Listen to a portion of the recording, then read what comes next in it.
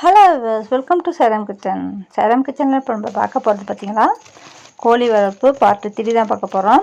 அதுலேயும் இந்த ஐபிடி அது இந்த கம்போரான்னு சொல்கிறோம் பார்த்திங்களா, அந்த வேக்சின் தான் பார்க்க போகிறோம்.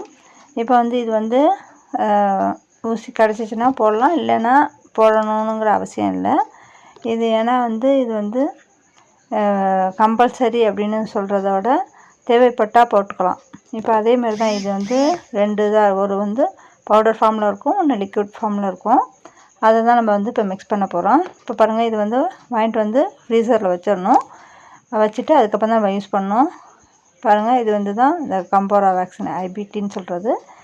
இப்போ இதை அதே போல் தான் நம்ம எஃப்எம் எப்படி போட்டோமோ அதே மாதிரி தான் F1 போட்ட மாதிரி தான் இதையும் போடணும்.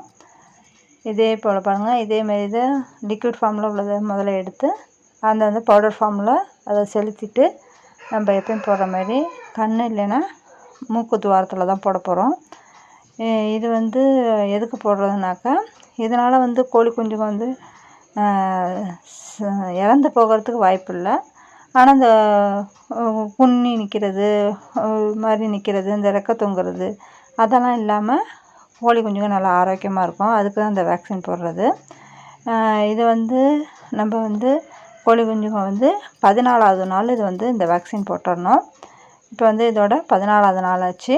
அது பாருங்கள், இப்போ நம்ம கோழி குஞ்சுங்களுக்கு எல்லாத்துக்கும் நம்ம போட போகிறோம்.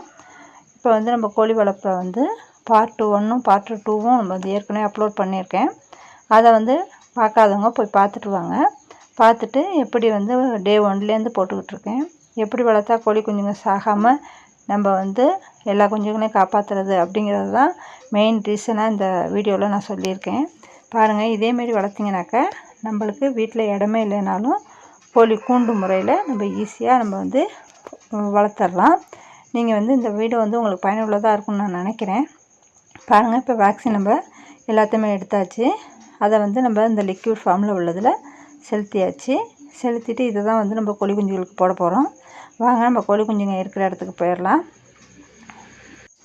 ஃபஸ்ட்டு நம்ம கோழி குஞ்சுங்க நம்ம சுத்தமாக வச்சுக்கணும். அதுதான் இப்போ இதில் மெயினாக நம்ம பார்க்க வேண்டியது. ஏன்னா நோய் எதிர்ப்பு சக்தி அதுங்களுக்கு அதிகமாக இருக்கணும்னாக்கா இந்த கிருமி தொல்லைகள் இல்லாமல் நம்ம அதுங்களை பாதுகாப்பான முறையில் வளர்த்துடணும்.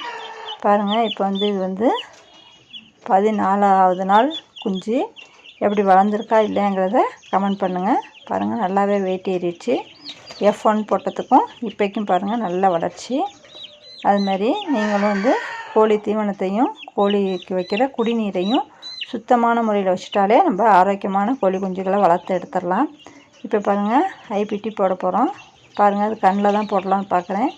கண் மூடிக்கும் பார்த்துக்கோங்க. இது மாதிரி கொஞ்சம் வளர்ந்த குஞ்சுங்கிறதுனால கொஞ்சம் மூடிக்குதுங்க. இருந்தாலும் நம்ம போட்டாச்சு. அதை அதை வாய் வழியாக அப்சர்வ் பண்ணிடுச்சு. பாருங்கள், இப்படி தான் போடணும். நம்ம F1 எப்படி போட்டோமோ அதே மெத்தடில் தான் இந்த ஐபிடியும் போட போகிறோம். போட்டாச்சு, ஃபஸ்ட்டு குஞ்சு போட்டாச்சு. இதுமாரி எல்லா குஞ்சுங்களையும் நம்ம ஒன்று விடாமல் நம்ம எல்லா குஞ்சுங்களுக்கும் போட்டுடணும். பாருங்கள், இப்போ கொஞ்சம் சேட்டை கூட ஆயிடுச்சு. அதனால் ஒழுங்காக காமிக்க மாட்டேதுங்க. கொஞ்சம் இறுக்கி பிடிச்சி இந்த மருந்தை அதுங்க உள்ளே செலுத்துகிற மாரி நம்ம போட்டுடலாம். இது மாதிரி எல்லா குஞ்சுங்களுக்கும் நம்ம போட்டுடணும். போட்டாச்சு.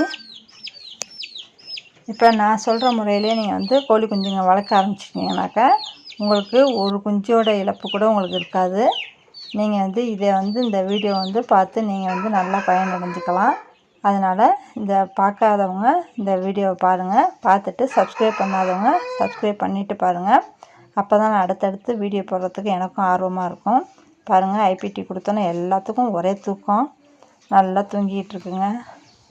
அப்படி தான் F1 போடுறப்பையும் அப்படி தான் இருந்துச்சுங்க, தூக்கத்தில் இருந்துச்சுங்க. நான் இப்போ இந்த இடத்த எல்லாமே க்ளீன் பண்ணிவிட்டேன். க்ளீன் பண்ணிவிட்டு அதுக்கு தேவையான ஃபுட்டு வச்சுட்டு அதுக்கு இந்த தண்ணியும் சுத்தமான தண்ணியாக எடுத்து வச்சுட்டேன். எடுத்து வச்சுட்டு இப்போ நம்ம எல்லா கோழி குஞ்சையும் அதில் விட்டுடலாம். பாருங்கள், இப்போ கூண்டு ரெடி ஆயிடுச்சு. இப்போ அதே போல் அந்த லைட் 1 மந்த்துக்கு நான் ஆஃப் பண்ணவே இல்லை. 100 வோல்டேஜ் தான் போயிட்டுருக்கு.